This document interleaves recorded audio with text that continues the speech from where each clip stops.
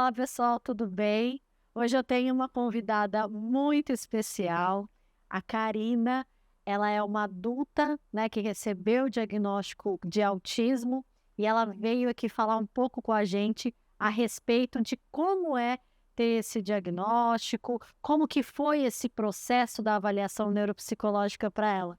Karina, muito obrigada pelo convite. Eu acho que é muito importante você falar um pouquinho, né, de quem é você, da sua experiência, como você chegou até a avaliação neuropsicológica e como isso mudou a sua vida, né? Mudou bastante. Inclusive, ó, eu aqui. Bom, sou a Karina, tenho 32 anos, sou uma mulher lésbica, parda, engenheira de computação, especialista em logística, integrações, gerente em uma multinacional na área de tecnologia. eh, Tenho uma construção de vida muito atípica.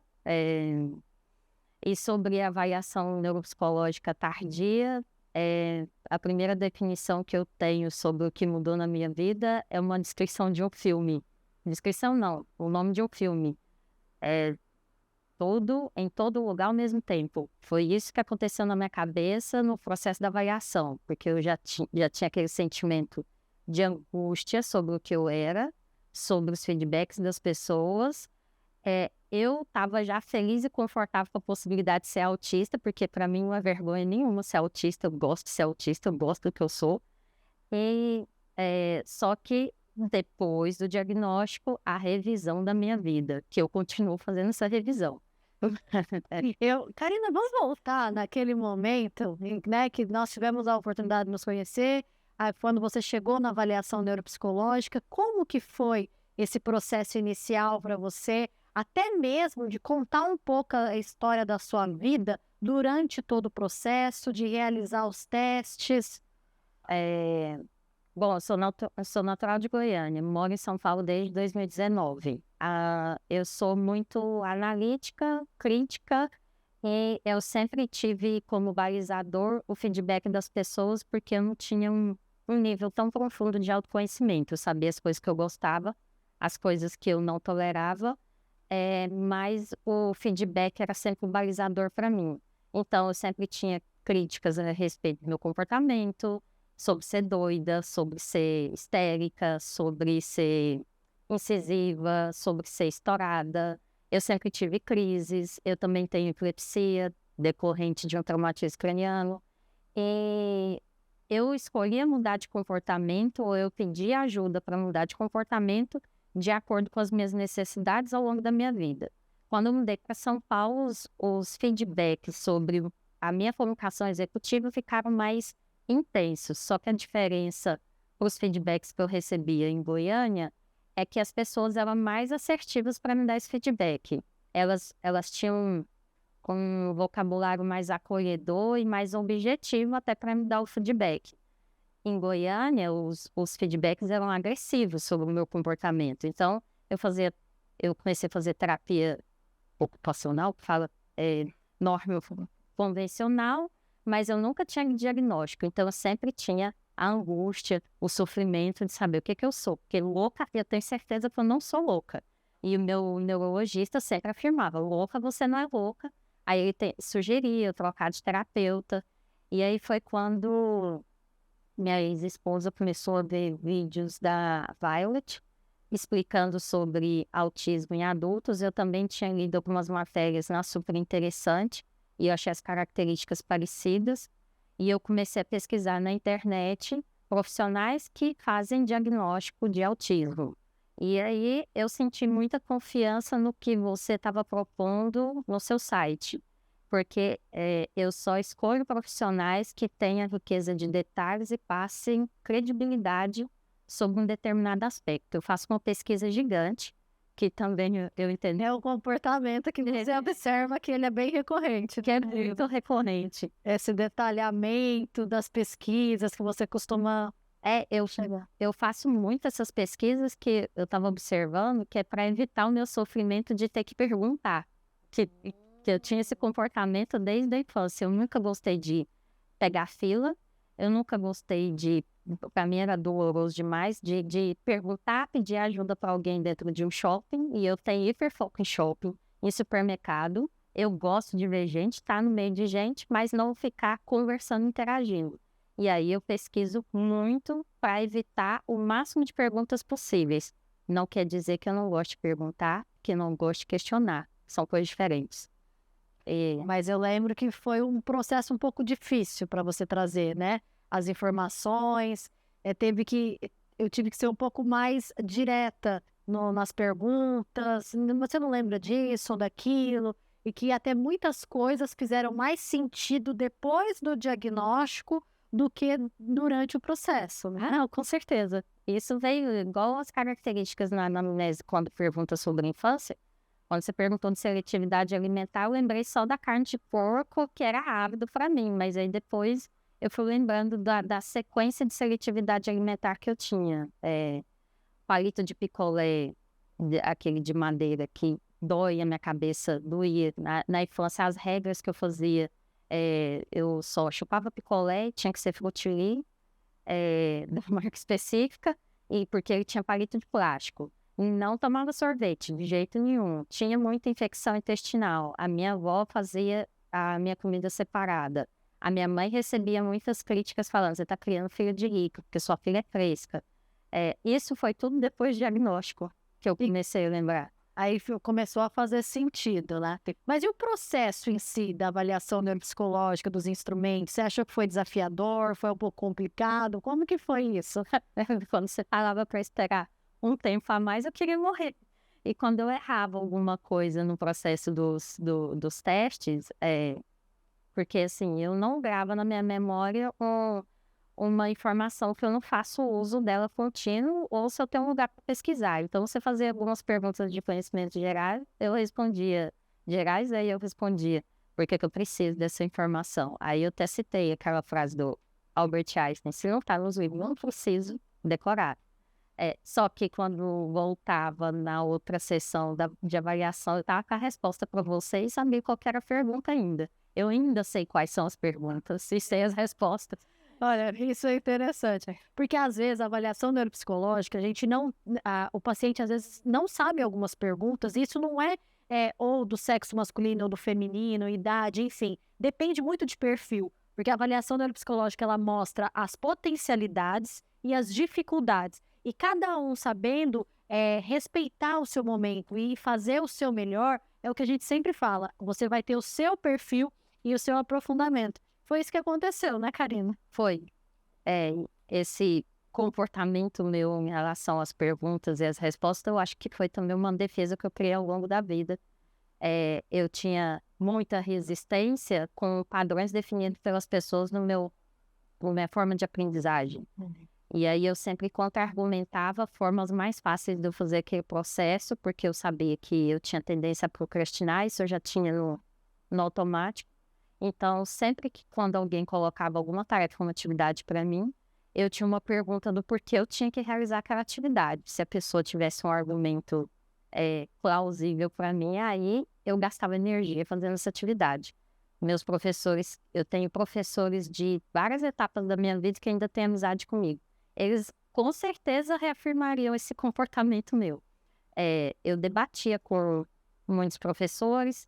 Teve professores que não entendiam o meu comportamento, então a minha mãe sempre recebia feedback que eu era inteligente, mas eu não quietava e que eu atrapalhava outros alunos. Já tinha professores que entendiam esse comportamento e percebia que eu gostava de ajudar outras pessoas e incentivava eu a ajudar meus colegas.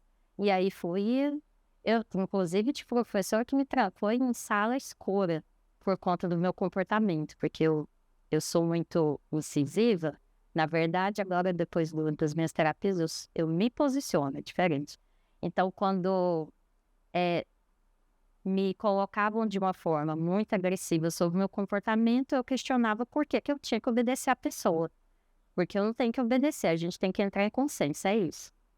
E então, você está me dizendo que depois do processo de avaliação, que se chegou, né, ao diagnóstico, que você levou até, né, o seu neurologista e realmente ele falou, isso faz todo sentido.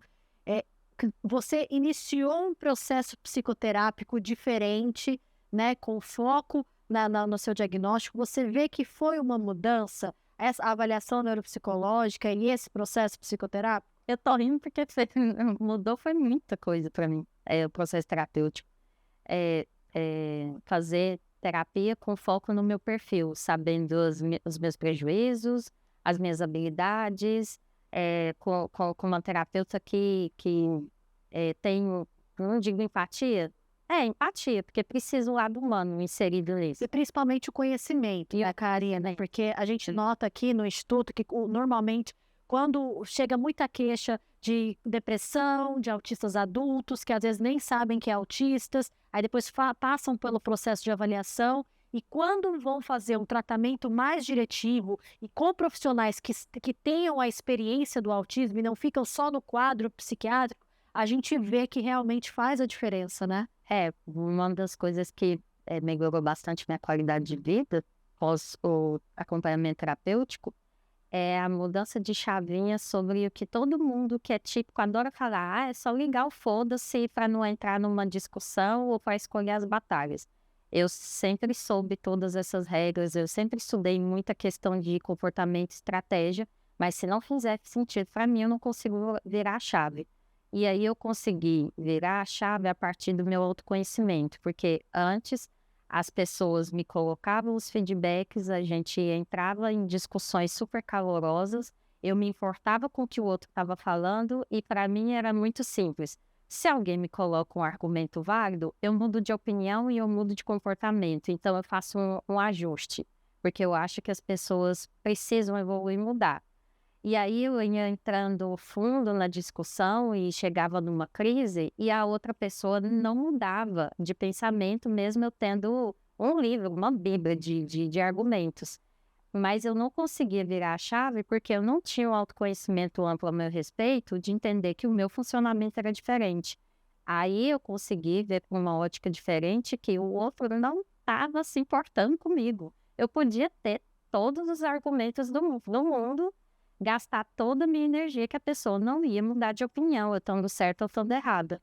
E aí agora eu consigo usar controle inibitório, respirar, analisar a situação e pensar, eu vou gastar energia com essa pessoa?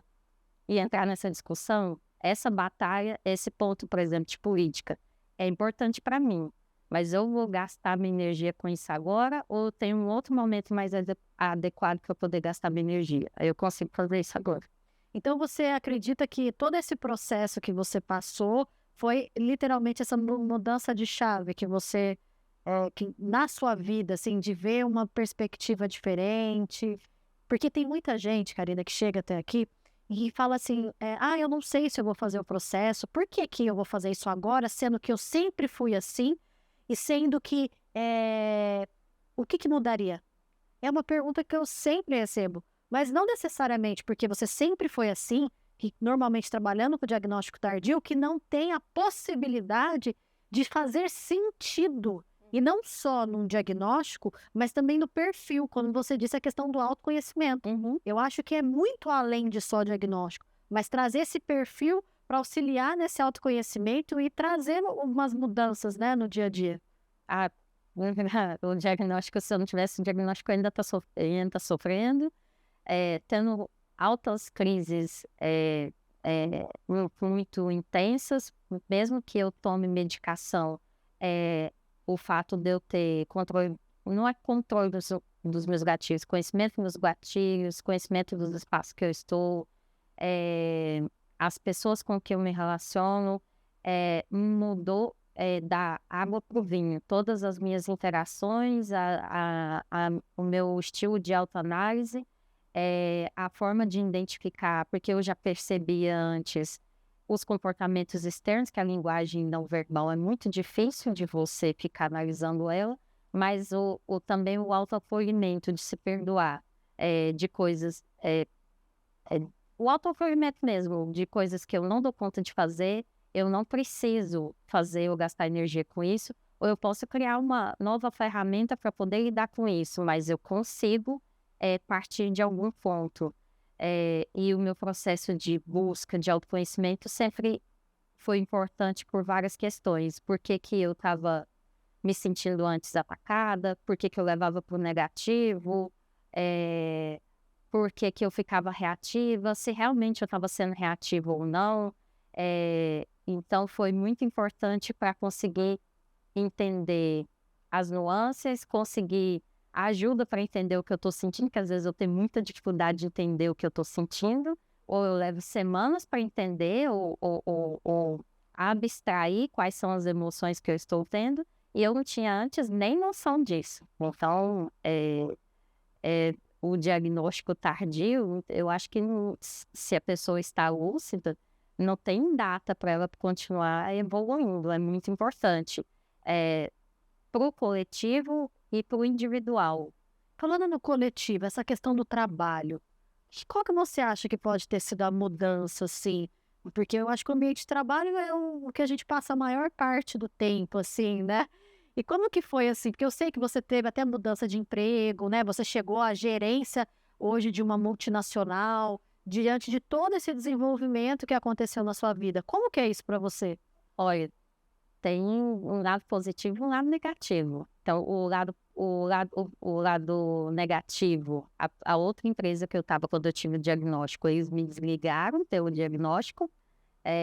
Uma semana depois do diagnóstico, mesmo eu tendo bons indicadores, entregas e tudo mais. E depois, quando eu entrei, eu consegui com uma semana entrar na multinacional como gerente.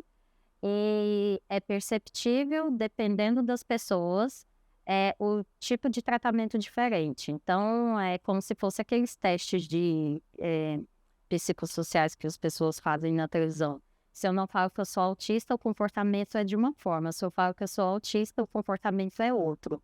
Mas tem muitas pessoas que elas conseguem passar daquele ponto do estereótipo. E aí, na empresa que eu estou atual, eles fazem um trabalho muito forte em relação à diversidade, a tirar vezes inconscientes.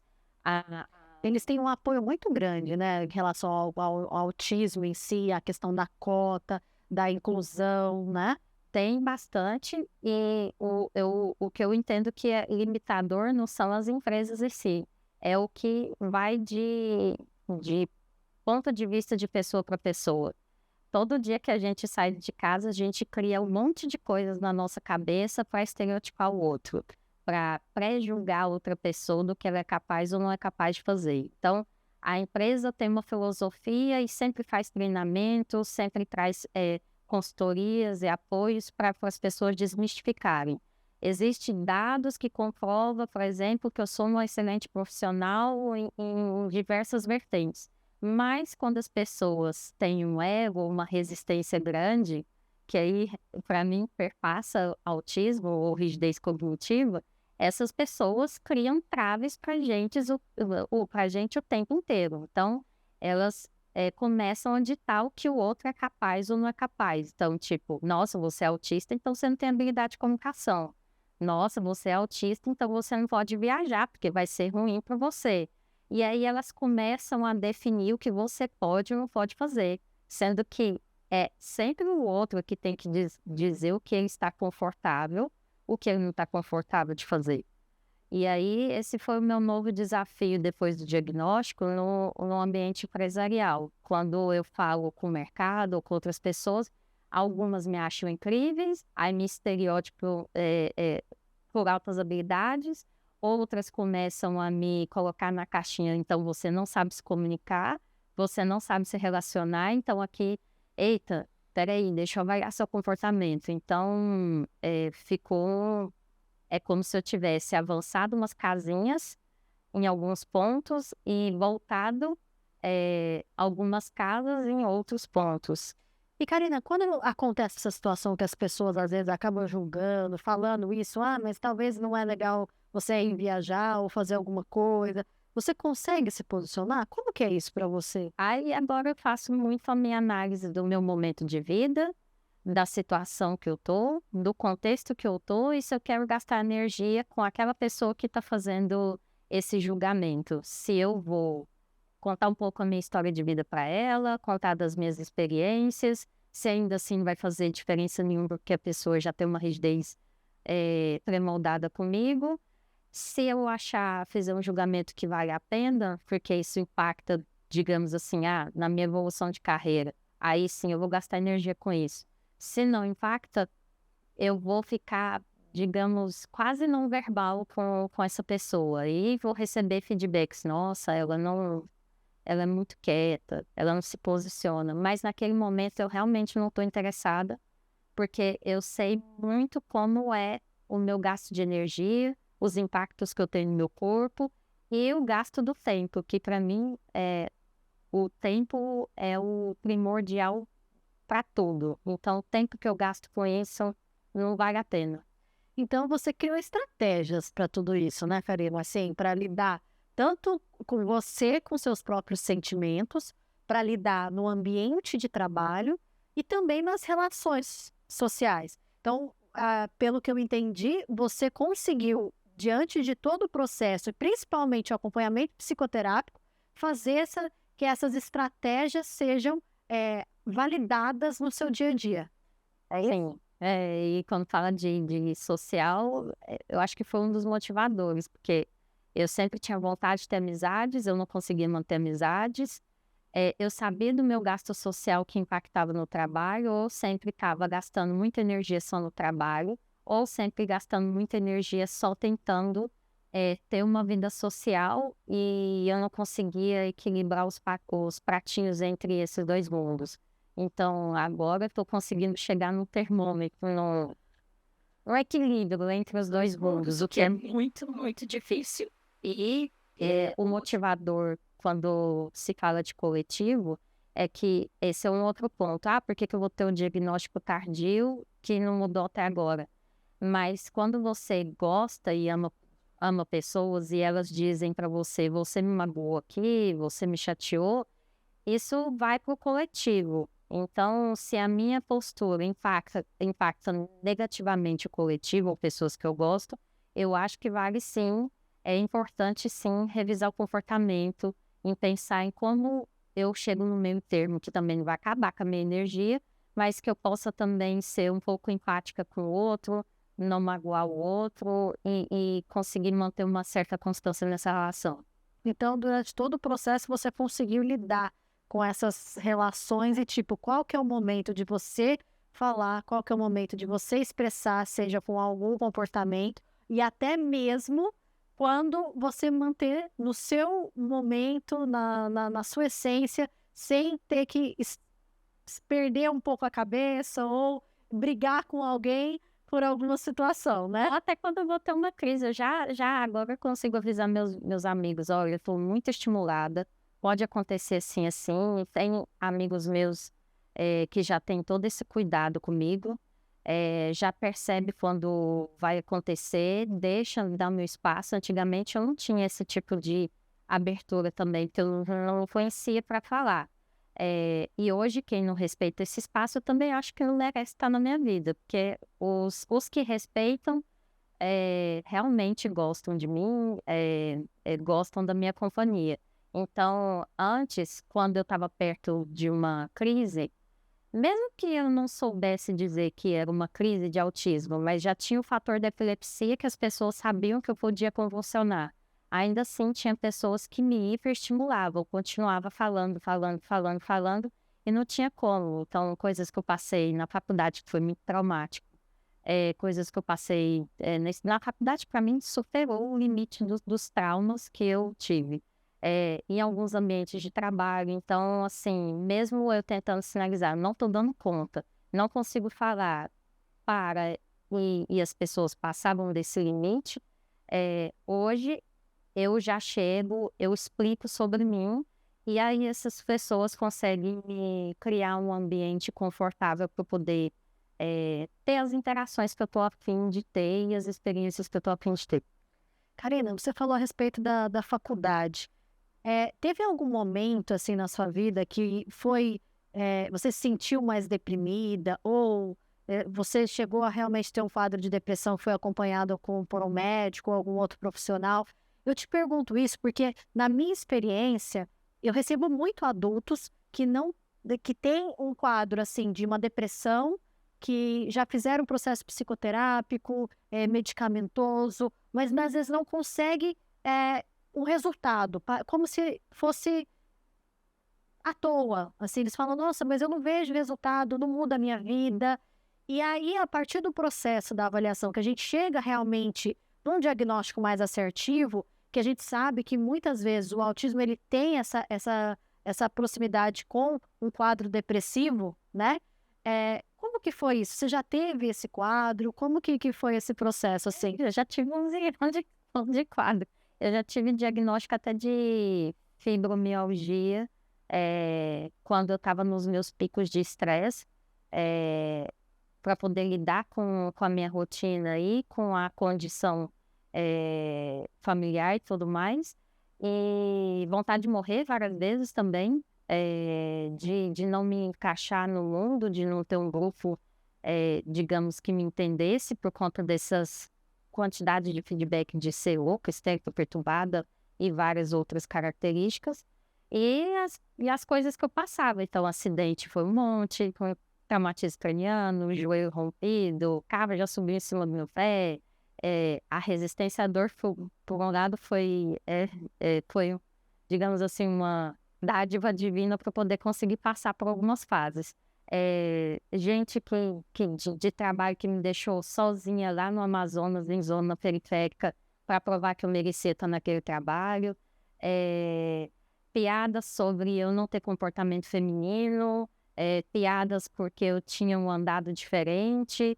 Então, lidar com tudo isso era muito, muito, muito complicado. Então, às vezes eu tinha diagnóstico de estresse pós-traumático, eu já passei em psiquiatria também, e diagnóstico de comportamentos e de quadro depressivo, não de depressão, mas como Episódios depressivos, isso, isso, então eu tinha bastante. E pegando esse gancho do que você falou do feminino, eu acho que é importante a gente falar aqui também o quanto que tem muita gente que fala, mas às vezes eu vejo que uma pessoa é muito diferente da outra, mas também tem o mesmo diagnóstico a respeito do autismo. A gente tem que entender que o espectro é muito amplo e que não existe uma pessoa muito semelhante à outra. É uma questão que depende muito de cada um. E que tem sim uma diferença entre o que é o feminino e o masculino, que a gente sabe que a mulher ela consegue fazer o mascaramento social muito melhor do que o homem. Então, os sintomas para ser observado na mulher é bem mais peculiar do que no homem, né? Mas é uma coisa que a gente precisa analisar caso a caso, né? E a Karina é uma pessoa que sempre gosta de buscar muitas informações, Karina. O que você me fala um pouco a respeito disso, assim, na sua vivência? Bom, digamos que durante a infância, quando eu tenho hiperfoco em história e política e pessoas, eu adoro gente, mesmo me sobrecarregando. Então, eu fico lá, eu quero ficar no ambiente observando os comportamentos. Então, a Bíblia eu li, vários livros depois, biografia, e assim, no meu período de ensino médio, ensino fundamental, os principais livros sempre eram, nas bibliotecas, de homens. Cientista, pacifista, ditador, rei, sempre homens. E como ferramenta de proteção, na minha cabeça, minha mãe falava que eu tinha que socializar para não ser boba. Você tem que socializar, você tem que ela ficar reafirmando isso. Eu comecei a copiar comportamento com base no que estava escrito nas biografias, comportamentos masculinos. Então, até a adolescência, estava tranquilo ter esses comportamentos copiados. Quando eu fui para o meu primeiro emprego de carteira assinada, com adultos, para a faculdade, começou a ser exigido que eu não tinha, e cobrado que eu não tinha comportamento feminino. Aí foi assim, meu vício de masking mais alto, que eu mudei totalmente eu já fazia alisamento desde os 10 anos, escova, antes da transição capilar, mas maquiar, salto alto, roupa social, não tem nada contra, tá? Mas não me sinto confortável, sempre gostei de ficar à vontade. Então, eu fui mudar o meu comportamento para um pouco mais feminino, para um pouco mais social, para um pouco mais agradável para o meio que estava me exigindo isso. Eu fiquei um bom tempo fazendo isso, porque senão não tinha emprego, eu não conseguia ter paz de vida e não conseguia socializar, porque certos meios as pessoas te excluem se você não está num determinado padrão. Então, eu fiquei muito boa nisso. Então, muitos amigos falam que eu tenho um senso crítico para marca, para gosto, para ambientes, que é muito legal, as pessoas gostam, mas eu fiquei perita nisso, por conta do que era exigido. Aí, quando eu mudei para São Paulo, eu vi que as mulheres aqui, nas startups, nas empresas de tecnologia, se sentem à vontade para ficar do jeito delas. Aí eu comecei o processo de transição capilar, só que para mim foi terrível a questão da mudança. Eu não conseguia me olhar no espelho. Aí eu fui atrás de uma psicanalista especialista em feminismo negro, que entende muito de racialidade, e ela conseguiu pelo menos me ajudar, pelo menos não, ela conseguiu abstrair o sentimento que eu estava sentindo em relação à mudança. E as microagressões que eu passei a sofrer voltando a ter o cabelo assim. Muita gente acha bonito, mas muita gente ainda está numa caixinha do padrão. E aí, nós mulheres fazemos masking o tempo inteiro. E as autistas, é exigido da gente, desde a infância, comportamentos específicos. Então, a gente nem percebe quando a gente está no automático fazendo isso, e fica difícil para os profissionais que às vezes não estão aprofundados no assunto, pré-julgar se a gente é ou não é autista, por conta do masking. Tô falando aqui um monte. Eu tô de salto, tô maquiada. Eu já trabalhei na área comercial, eu já tive carteira de clientes, eu já tive crescimento de VGV super considerável. Eu sei fazer toda a trilha de vendas, curso de vendas. Então, por que uma mulher como eu ia ser autista? Então, é muito só pensando no estereótipo masculino. E esquece como que é o comportamento feminino, as coisas que a gente passa são totalmente diferentes, o corpo é diferente, a nossa genética é diferente. Então, esse viés de gênero é muito complexo nos diagnósticos e o nosso sofrimento também é bem diferente, a forma de lidar com o sofrimento. Eu acho que tinha que ter um olhar analítico diferenciado nos processos, tirando o seu, né? Nos processos de diagnóstico. É um processo muito delicado, né, Karina? Que a gente tem que olhar o indivíduo como único, e aquilo não é rápido. Tem muita gente que chega perguntando se a avaliação neuropsicológica é uma sessão, sendo que a gente sabe que é um processo que tem que, né, olhar para aquele paciente, identificar a história, se precisar falar uma vez ou falar mais de uma vez, aplicar os instrumentos, verificar algumas escalas para auxiliar nessa questão do comportamento, dos aspectos emocionais, porque às vezes é difícil, né, a gente colher essa informação direta do paciente, mas que isso não é impossível. Então, assim, olhando para tudo isso, quais são as esperanças e os objetivos que você tem como uma adulta, né, autista, no processo, assim, do autismo, do trabalho? O que você diz a respeito disso? A minha esperança é que as pessoas parem de colocar todo mundo em caixinhas, ponto. E definam o que o outro é capaz ou não é capaz de fazer, seja autismo, qualquer outra deficiência. As pessoas elas têm que ter liberdade e oportunidades para decidir o que elas querem fazer e onde elas querem ficar, respeitando os limites do coletivo, que eu penso muito sobre isso. A minha liberdade vai até onde começa a liberdade do outro, mas as pessoas precisam ter acesso e liberdade para exercer o senso crítico delas, também respeitando o espaço do outro. Então, por exemplo, hoje eu dialogo com pessoas de vertente política totalmente contrária à minha, mas se são pessoas que estão abertas a ter um bom diálogo, a gente consegue conversar, discordar e continuar tudo bem. Então, autistas também têm essa capacidade de desenvolver a comunicação, e a comunicação não é só a verbal. Os típicos vivem fazendo isso com nuances e sinais não verbais, e aí quando vê um autista de nível de suporte 2 ou 3 não verbalizando, acha que é uma coisa de outro mundo. Não, quando eu estava na minha primeira viagem internacional, eu quis me comunicar por mímica com o pessoal da França e foi tudo bem. Enquanto o restante do grupo de viagem estava achando o pessoal lá super mal educado, eu estava achando eles maravilhosos, porque eles estavam me dando uma atenção diferenciada. Eu estava respeitando as regras, eles entendiam o meu crachá, eu não queria gastar minha energia falando e eu conseguia ser atendida. Então, as pessoas têm que entender que comunicação são diferentes tipos de formas. Pode ser por filme, por imagem, por expressão corporal, pode ser falada, pode ser por texto.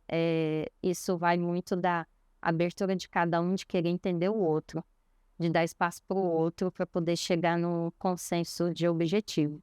E a minha questão de relação a coletivo e de esperança é que as pessoas entendam que a diferença ela não impacta a gente. Não tem problema ser diferente. Por que que tá te doendo eu ter uma aparência diferente da sua? O diferente só tem que te incomodar se forem questões de valores fora do padrão.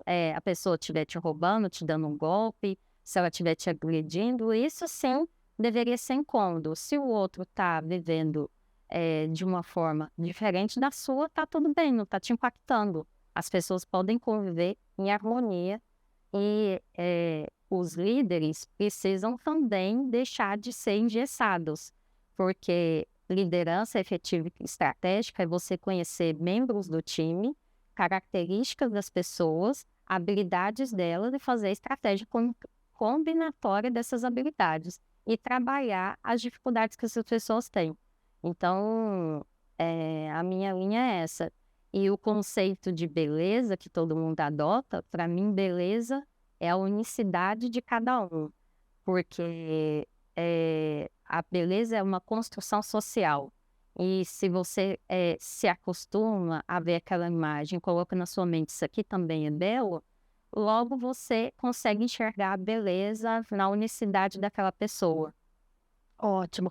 Karina, eu sei que você sempre buscou muito essa questão, né, dos direitos do autista, que a gente recebe muitas essas informações. Como que foi depois para você chegar até a questão do crachá, ver a questão de cota na empresa, né? Até esses dias a gente estava conversando a respeito de no estádio também tem alguns direitos dos autistas. Como que fala um pouquinho assim para quem às vezes recebe o diagnóstico e não sabe muito bem ainda o que fazer, por onde começar, como que você trilhou esse caminho? Eu também sou hiper focada nos meus direitos. Eu tô no espectro, então eu vou atrás de todos os meus direitos. Então, não participo do Rodízio de São Paulo. Eu até tenho direito em relação à compra de veículo, mas eu não utilizei. Tem a questão da vaga, não sou a favor da vaga específica só para autista. Eu acho que as pessoas PCDs, elas têm que trabalhar os nossos direitos em conjunto para não segregar, para reduzir os nossos direitos. A gente pode usar a vaga de pessoa com deficiência, tendo o cadastro, então você manda o laudo da avaliação neuropsicológica com o laudo do médico. Pode ser neurologista ou psiquiatra, emitindo o seu CID do TEA. Aqui no estado de São Paulo, pelo pouco tempo, foi super rápido fazer a carteirinha, mas também pela prefeitura tem como fazer. A minha anterior era da prefeitura, depois eu quis mudar a foto e tal. Aí eu fiz pelo estado. Tem alguns estados que são mais difíceis, a burocracia, o pessoal tem uma certa resistência. Eu acho que a minha dica tem que ser persistente, não pode desistir não. Você tem um direito, fica insistindo nesse direito. É cansativo, mas insiste, melhora os argumentos, coloca as leis lá tudo na hora de mandar o e-mail e para você ter esse retorno. Tem alguns lugares que já aceitam só avaliação neuropsicológica. Eu tenho um amigo que ele foi no aquário só com a avaliação neuropsicológica dele, no zoológico, com gratuidade. Então, assim, não são benefícios, são direitos que ameniza o nosso gasto energético e o nosso sofrimento da nossa rotina. aí a gente consegue concentrar em outras coisas. Então, tem a questão do rodízio, da vaga de estacionamento, da meia entrada em teatro, cinema, shows. Alguns lugares têm gratuidade. No Corinthians, foi um pouco difícil. Como uma bela corintiana, né? Então, mas eu consegui a minha gratuidade com direito a 3 meses. Tem os outros clubes que já têm, inclusive espaço para autista, São Paulo, Palmeiras. Então, assim, analisa do que você gosta, o seu perfil e vai atrás dos seus direitos. Eu gosto de gastar meu tempo, nesse caso, digitando, porque falar me gasta muita energia. Então, e aí o texto, né, você pode mudar, elaborar. Então, tenta primeiro via e-mail, tenta por mensagem para não gastar tanta energia, mas não deixa de tentar os seus direitos e exigir eles. E primeiramente, então, foi pela prefeitura que você foi? Foi pela Porque prefeitura de muita São gente Paulo. me pergunta, eu procuro um advogado, não procuro? Tem advogado que ajuda a pessoa a poupar esse tempo. Se a pessoa tiver de recurso financeiro disponível para isso, tem alguns advogados já se especializando nisso. Mas se a pessoa não tem recurso financeiro, vai pelos canais governamentais, Prefeitura, Estado e Governo Federal. E geralmente tem todos os indicativos. Você coloca no filtro de pesquisa lá, direitos para autista, lei berenice-piana e as outras, e vai aparecendo no buscador, vai reforçando o tipo de filtro. Você acha que não achou assertivamente o que você está procurando, tenta reformular a pergunta. Carteirinha para TEA. Como fazer carteirinha para TEA? Como fazer carteirinha para vaga de estacionamento? Não deu certo? Como conseguir uso de vaga PCD? Vai mudando. E aí você acha o caminho das pedras no Google de uma forma mais simplificada, não que seja fácil. Ótimo. E é importante falar também, Karina, que independente do processo diagnóstico que você passou, além disso, você buscou o acompanhamento e o psicoterápico, o aprimoramento que você continua fazendo, né? Que é um prazer tê-la aqui no Instituto, mas que, de qualquer forma, a gente não precisa se prender só ao diagnóstico. A gente tem que buscar todo o perfil que essa avaliação traz e como colocar em prática algumas coisas para trazer uma qualidade de vida melhor, trazer uma tranquilidade em alguns contextos também, né?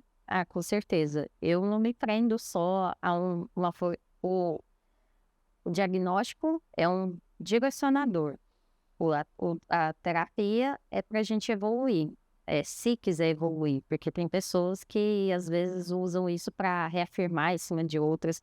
Eu acho que também é perda de tempo você ficar fazendo coisas para aprovação de outros. Não que eu nunca fiz isso, não tenha errado ou que eu não erre, mas o foco do acompanhamento terapêutico é para minha saúde mental, a minha qualidade de vida e para minha evolução, porque eu tenho os meus outros objetivos. Então, dentro da terapia, eu trabalho esses outros objetivos. Ótimo. Você gostaria de complementar alguma coisa que eu não te perguntei, que você acha importante você trazer essa informação? Porque o mais importante de todo esse bate-papo nosso é realmente mostrar a importância, né, de que, às vezes, buscar uma ajuda de um profissional para poder te conhecer melhor, né, chegar a algum diagnóstico, se houver ou não, ou pelo menos fazer um trabalho, um tratamento mais assertivo. Um ponto também, de novo, voltado para não aguento, gente, porque meu viés é voltado relacionado a gênero. Muitos homens recebem o diagnóstico também, alguns tardiamente, e vão e colocam esse diagnóstico na gaveta. E a maior parte das crises que eu tive em atritos com pessoas ao longo da vida era eu replicava o comportamento masculino e para mim estava tudo bem, então vai dar certo, está dando certo para ele. Eu não tinha aquela ciência antes de que tinha esse viés de gênero social. E aí Hoje, muitos têm um diagnóstico e as pessoas, não, mas ele é direto, tá tudo bem. Não, mas ele é assim, tá tudo bem. Não, mas ele é sincero, tá tudo bem. Quando é com a mulher, não, ela não é direta, ela tá de TPM, não, ela tá com esse problema, não, ela não sabe ser objetiva. Então, assim, o acompanhamento é muito exigido da gente. Mas os homens também precisam fazer, porque seja morando sozinho, seja no trabalho, seja com amizade, a gente convive com pessoas. Socialização é importante, inclusive com os autistas.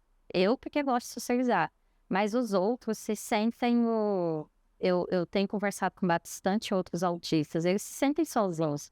Então, o acompanhamento terapêutico é importante para eles conseguirem passar essa barreira da dificuldade de socialização.